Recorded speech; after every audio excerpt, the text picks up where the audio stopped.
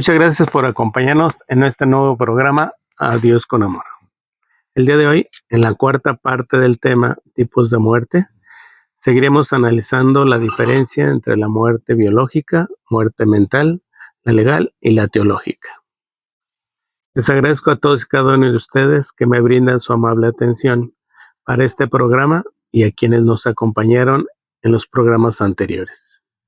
Les recuerdo el teléfono de este programa, 664-412-6177, para que nos manden sus saludos vía WhatsApp, también sus comentarios, sus dudas y dudas de los temas aquí planteados. Les recordamos que nos pueden seguir en todas las redes sociales como TikTok, Instagram, Facebook, YouTube, Rumble y Spotify. Búscanos como Laudato Deum Radio. También pueden descargar la aplicación Seno FM y escuchar las 24 horas música católica en tu celular y el contenido de este programa, así como los programas de mis compañeros de la familia Laudato Deum Radio. Iniciamos con la frase: la muerte es la separación del alma del cuerpo. Es la liberación del alma que estaba encerrada en la cárcel del cuerpo. Sócrates. En esta frase, Sócrates nos hace pensar que la muerte se ve como una heroína que esperas con gusto porque es la libertadora del alma que estaba prisionera en la cárcel del cuerpo. Con esta idea de la muerte como heroína, no se le ve como algo aterrador, al contrario, se le ve más amigable y se le espera incluso con gusto. Continuamos con la cuarta parte del tema del día de hoy titulado Tipos de muerte. Vamos a seguir analizando las diferencias entre la muerte biológica, muerte mental, legal y teológica. Habíamos dicho que la muerte biológica se daba con el cese de las funciones vitales. En términos muy sencillos, cuando dejas de respirar. También dijimos que la muerte filosófica no solo es la terminación de la vida biológica, sino como una reflexión sobre el sentido de la vida y la búsqueda de su trascendencia al plano espiritual. Ahora vamos a analizar cuál es la muerte mental. Este tipo de muerte es provocada por una profunda pérdida de identidad o de motivación para vivir, a menudo asociado con experiencias traumáticas o enfermedades mentales severas. Se refiere a una sensación de desconexión emocional y a la pérdida de la capacidad de experimentar emociones o de relacionarse con el mundo. Puede ser provocada por una enfermedad crónica como la psicosis. Se pierde la capacidad de funcionar normalmente en la vida diaria. Algunas personas con este tipo de muerte mental se encuentran bajo el cuidado de los hospitales psiquiátricos.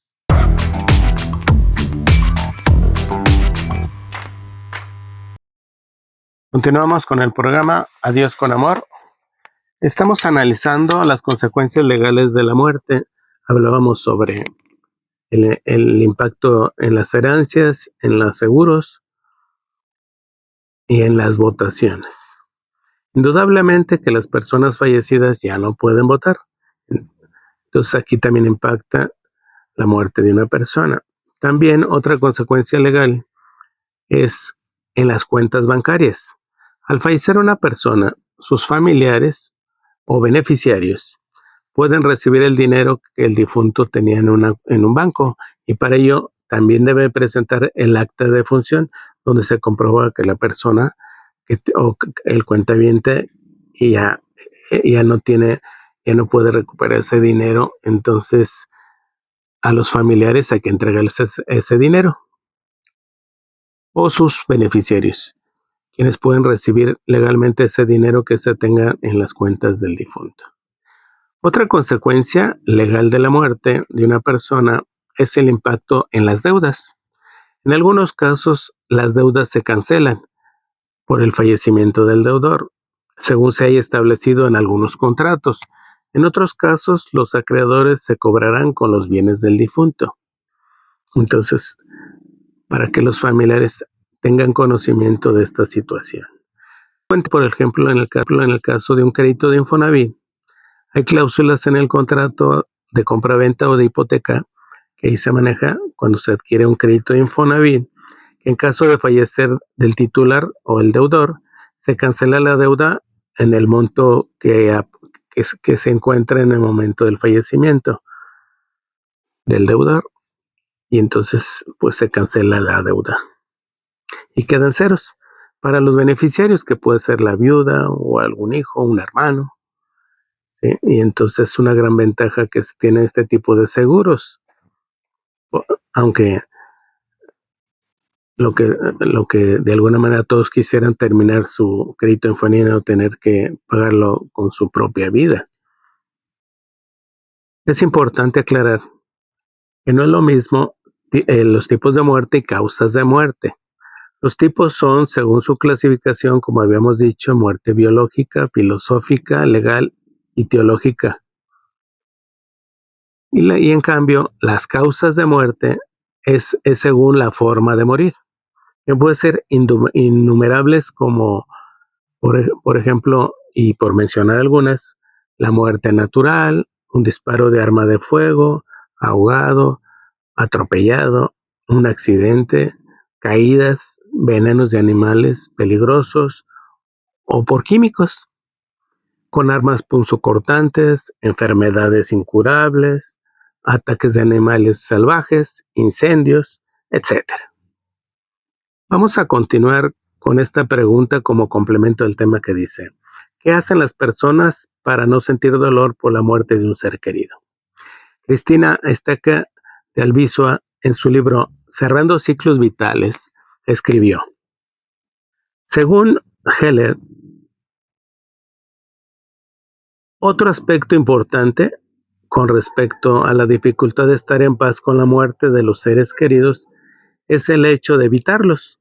Es decir, que para no sentir dolor, las personas suelen ignorar, racionalizar, justificar o experimentar un gran resentimiento hacia la vida y Dios, incluso hacia la persona fallecida por haberlos abandonado.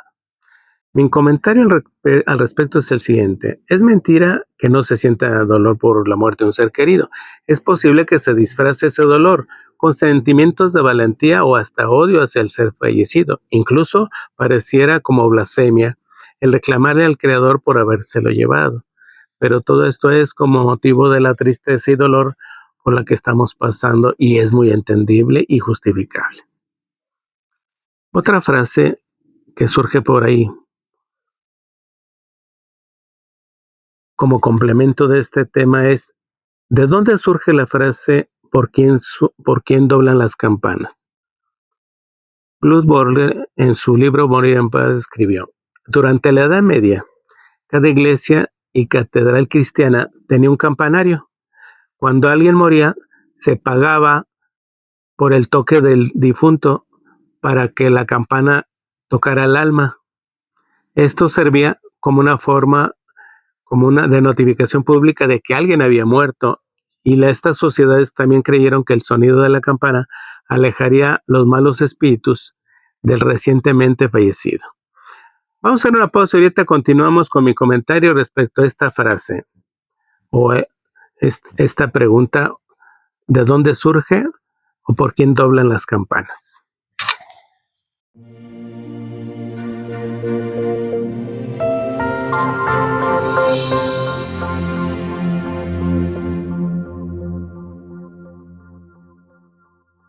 Gracias por acompañarnos en este programa Adiós con Amor.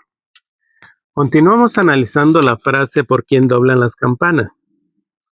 Y mi comentario al respecto es el siguiente: el uso de la campana, sobre todo en los templos de los pueblos, en el pasado tenía una razón de ser, porque existían pocos medios de comunicación. Entonces se usaba ese instrumento para avisar a los pobladores de que tenían que acudir al templo para ser informados de lo que sucedía en su comunidad, y a veces también para iniciar la misa o alguna fiesta parroquial. El más temido de los sonidos que nadie quería escuchar es cuando se les avisaba de la muerte de uno de los habitantes de ese lugar. Ahora solamente se utiliza para avisar del inicio de una misa o que está por iniciar alguna fiesta parroquial, en donde incluso se le agrega el sonido inconfundible de los cohetes para que gente de más lejos sepa que hay una fiesta en ese lugar y acuda. También se tiene la creencia de que al morir un ser querido, si se toca una campana previamente bendecida, ese sonido espantará los malos espíritus o al demonio. Es para que no se acerquen al alma del ser querido que acaba de fallecer.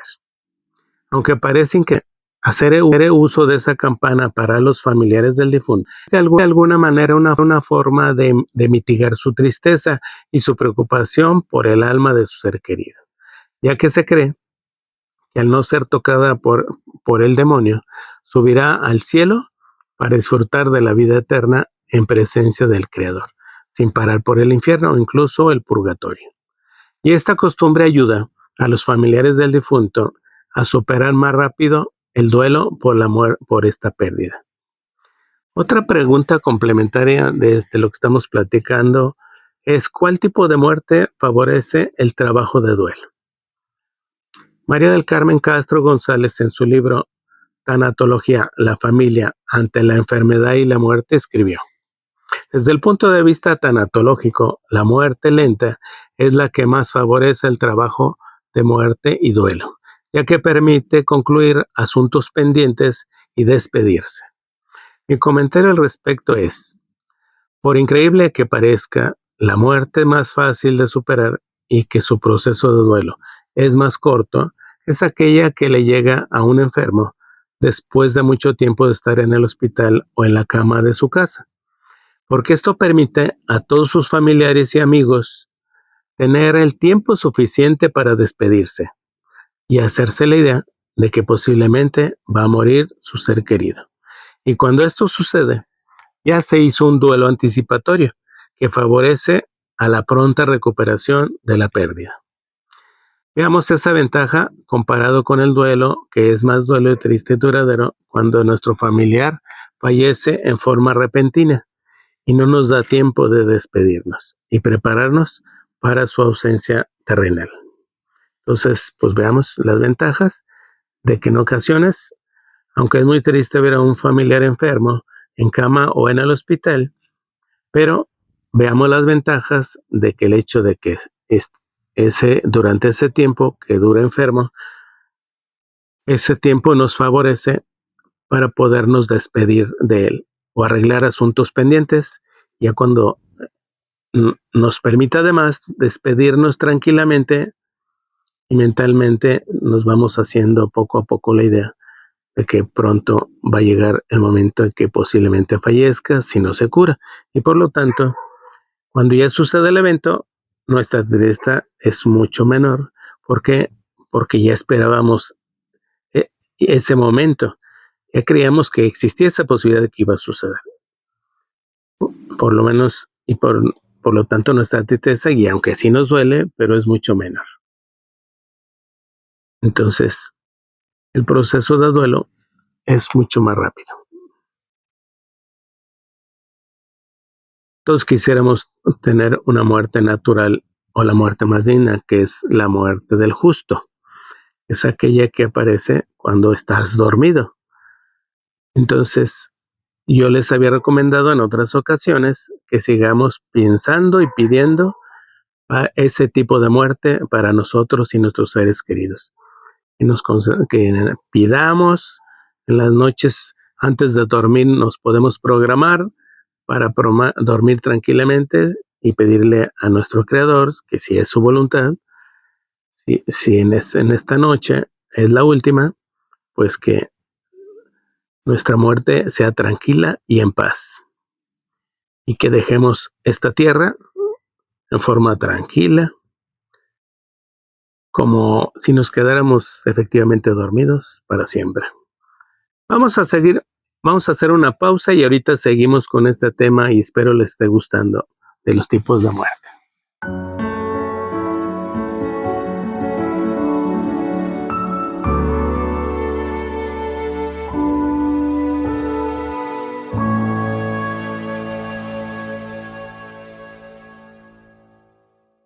Gracias por seguirnos acompañando en este programa Adiós con Amor. Continuamos con el tema, el concepto de muerte teológica. ¿Qué es la muerte teológica? Es la muerte espiritual. Es la lejanía de Dios a raíz de la distancia que la criatura racional interpone entre sí misma y el principio de su ser, de su vida y de su entender. Esto lo dijo San Agustín. Lo contrario de lo anterior es la gran fe que podemos tener ante Dios, incluso podemos dar nuestra vida o la de nuestros seres queridos, como sucedió con Abraham.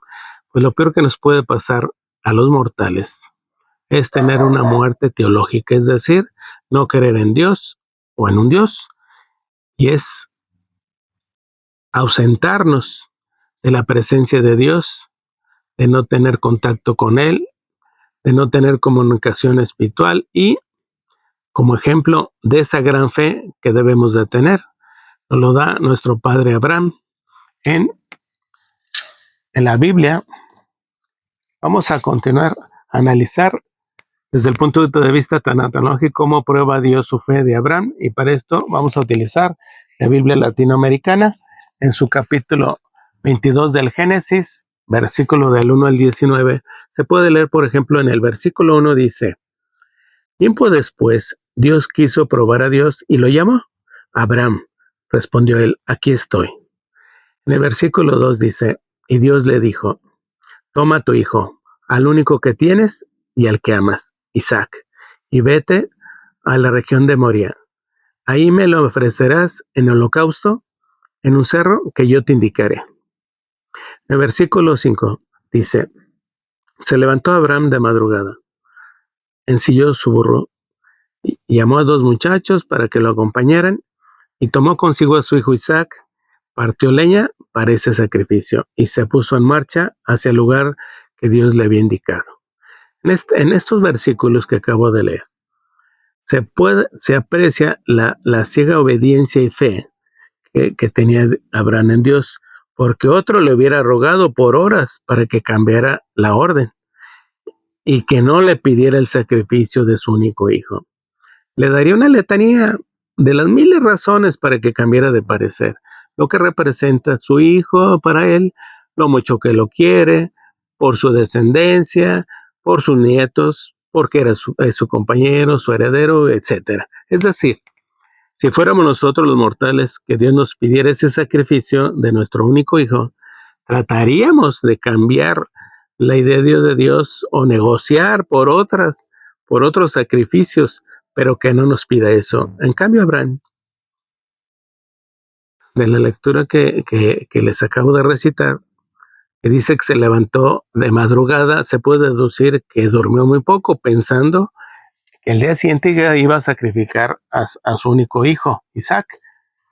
Imagínense pues el dolor para Abraham, partiendo leña para el sacrificio de su hijo, es decir, preparando la leña para hacer lo que le pidió Dios, que era ofrecerlo en sacrificio a su hijo. Y pues ustedes imagínense el dolor que le puede causar esta petición de Dios, el estar preparando y levantarse muy temprano y preparar todas las herramientas o los utensilios necesarios para llevar a cabo el sacrificio de su único hijo Isaac. En el versículo 4, me regreso, en el tercer día levantó los ojos y divisó desde lo lejos el lugar. En este versículo consideramos que, por lo que dice la Biblia, pasó 3 días caminando para el lugar del sacrificio, y durante todo ese tiempo pues sintió internamente, y aunque disimuló el dolor, el saber que iba a sacrificar a su único hijo, y él era el único que sabía internamente, Abraham, que lo que iba a hacer. Entonces imagínense ir guardando todos esos sentimientos ante su hijo y sus dos personas que lo acompañaban. Entonces realmente es admirable lo que está haciendo Abraham en esta historia. Y vamos a analizar qué dice en el versículo 5. Dice: entonces dijo a los muchachos, quédense aquí con el burro. el niño y yo vamos allá arriba a adorar y luego volveremos con ustedes. Como pueden ver, aparentemente miente Abraham al decirles a los acompañantes que luego volverían, sabiendo que solo iba a regresar él. Pero realmente no les miente, porque efectivamente se regresa ambos, como sabemos la historia. Pero vamos a hacer una pausa y ahorita continuamos con esta historia de Abraham y espero les esté gustando este análisis tanatológico.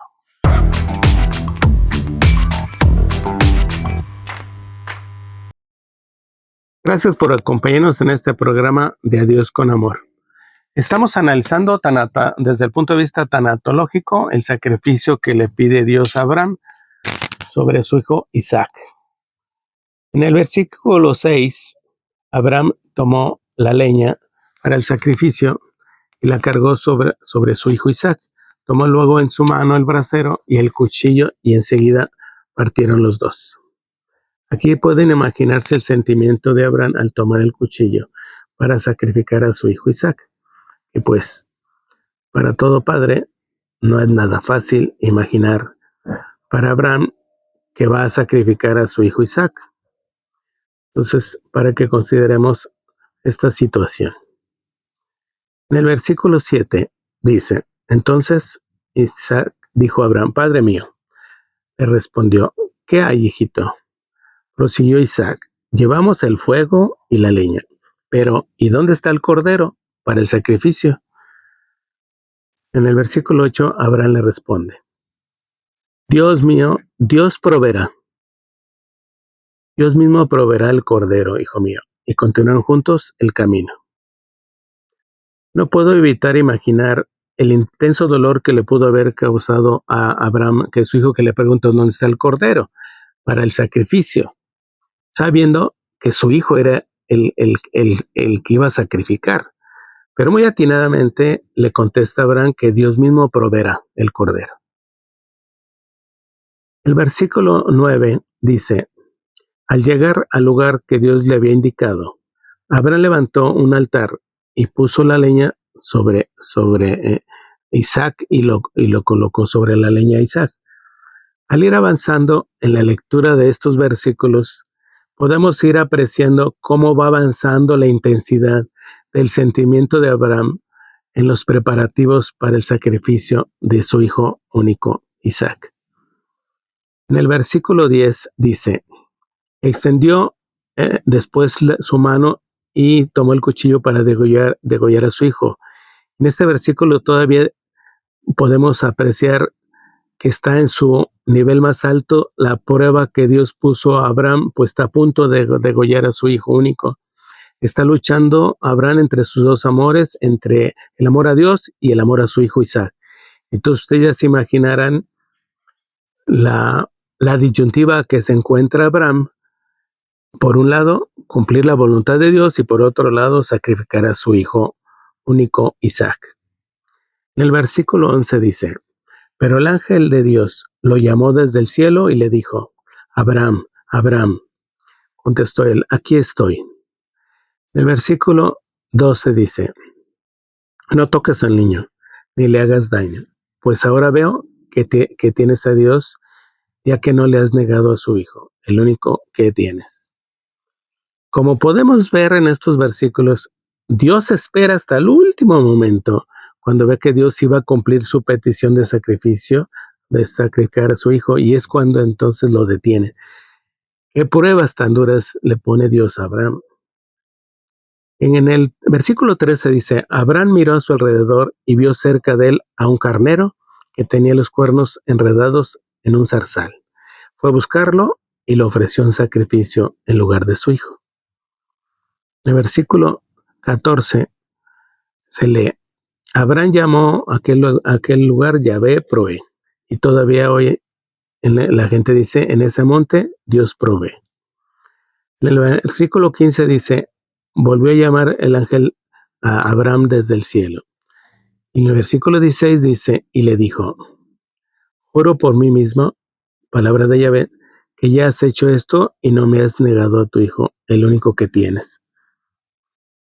Y en el versículo 17 complementa con lo siguiente, Te colmaré de bendiciones y multiplicaré tanto tus descendientes que serán tan numerosos como las estrellas del cielo o como la arena que hay en la orilla del mar. Tus descendientes se impondrán a sus enemigos. En este versículo vemos cómo Dios premia la obediencia y fe ciega de Abraham. En el versículo 18 dice: ¿Y porque has obedecido a mi voz? Todos los pueblos de la tierra serán bendecidos a través de tu descendencia. Terminando con el versículo 19 que dice: Abraham regresó a donde estaban sus muchachos y juntos emprendieron la marcha a Bersabé, donde Abraham fijó su residencia luego. Pues vamos a hacer una pausa y ahorita continuamos con el fin del análisis tanatológico del sacrificio que hizo Abraham o que iba a hacer Abraham con su único hijo, Dios, al tratar de cumplir la voluntad de Dios.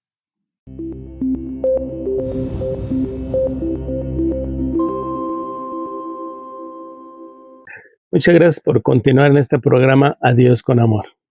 Estamos analizando tanatológicamente el sacrificio que hizo o que la lectura de la Biblia que en Génesis 22, en donde consta que Dios le pide en sacrificio a Abraham, a su único hijo Isaac, para probar su fe. Como habíamos dicho, pone Dios prueba la fe de Abraham al ordenar sacrificar a su hijo Isaac. Este episodio destaca la importancia de la obediencia absoluta a Dios, incluso en situaciones difíciles. La disposición de Abraham a obedecer refleja su profunda confianza en las promesas de Dios. Abraham se prepara para el sacrificio, demostrando su fe y determinación. Toma a Isaac y los materiales necesarios, simbolizando la entrega total de su vida y la confianza en Dios. El acto de subir a la montaña refleja la idea de que la fe a menudo requiere sacrificios. Durante el viaje, Isaac pregunta por el cordero del sacrificio. La respuesta de Abraham, que Dios probará, es una refiguración de la provisión divina a través de Cristo. Muchos años después, el mismo Dios ofrece a su único hijo Jesús en sacrificio en una muerte de cruz. Es decir, Jesucristo es el cordero que ofrece Dios en sacrificio por el perdón de los pecados del mundo. El momento culmina cuando Abraham levanta el cuchillo, simbolizando el clímax de fe. Un ángel del Señor impide que Abraham sacrifique a Isaac y designa un carnero como sustituto. Y repito la idea, años después, el Cordero de Dios, el que quita el pecado del mundo, y que es el único Hijo de Dios, Cristo, simbólicamente es el carnero sustituto, como lo era Isaac. Este acto ilustra la gracia y provisión de Dios, demostrando que siempre tiene un plan para redimir al hombre en problemas. Dios renueva su pacto con Abraham, prometiéndole bendiciones y la multiplicación de su descendencia. Esto confirma la fidelidad de Dios en el cumplimiento de sus promesas y la importancia de la fe para recibir las bendiciones divinas. Han pasado miles de generaciones hasta nuestros días. Gracias a ese premio que le dio Dios a Abraham, nacimos todos nosotros como descendientes de Dios, gracias a su fe ciega en Dios y cumplir su voluntad. Hoy todavía hay padres que pierden un hijo y le reclaman a Dios. Incluso dejan de creer en Él y otros se cambian de religión. Ahora pregunto, ¿a qué estamos dispuestos a sacrificar nosotros por la fe y obediencia a Dios? ¿Qué ofrenda podemos ofrecer a Dios en sacrificio? ¿Nuestra propia vida? ¿La de nuestros seres queridos? ¿Nuestras riquezas? ¿Nuestras comodidades? ¿Nuestra casa? ¿Nuestra salud? ¿Nuestro trabajo? ¿La comida? ¿Un vicio? ¿El internet? ¿Nuestro celular? Ruego a Dios y le pido nos dé una fe ciega y grande como nuestro padre Abraham. Muchas gracias por acompañarme en este programa de A Dios con Amor. Espero les haya gustado y haya encontrado nuevos puntos de vista y termino este programa con la siguiente frase. Vivo consciente e intensamente el presente como si fuera en mi último día.